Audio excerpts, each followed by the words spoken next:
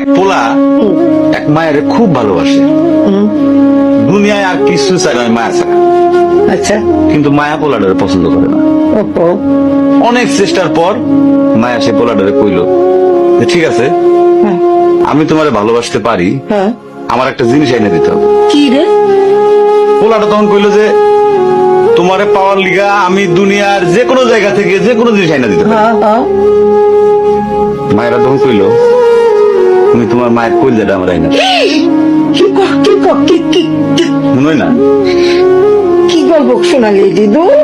পোলা তখন দৌড়াইতে দৌড়াইতে তার মায়ের কাছে গেল, হ্যাঁ মারে যা কইল হ্যাঁ মা আমি একটা মায়ের ভালোবাসছি, তার ছাড়া বাঁচুনি, হ্যাঁ। কিন্তু ওই মায়া আমার একটা জিনিস নিয়ে যাইতে কইছে, সেটা হলো তোমার কলিজা। তুমি যদি তোমার কলিজাটা আমার দাও, ওই মায়াটা কলিজাটা পাইলে আমার ভালোবাসবে।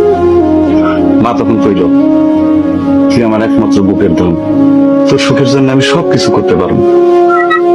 পরে মা বুকটা ফাইরা কলিজাটা বাইর করে পোলার হাতে দিল। আরে মা। পোলাটা কলিজাটা হাতে পাইয়া যে কি খুশি, মা দৌড়াইতেছে দৌড়াইতেছে দৌড়াইতেছে দৌড়াইতে দৌড়াইতে হঠাৎ রাস্তার মধ্যে উষ্টা খাইয়া পড়ে গেছে। হাতের কলিজাটা হাতের থেকে সুইটা রাস্তার মধ্যে পড়ছে। তখন মায়ের কলিজাটা কইতেছে ব্যথা পাইছো বাজান?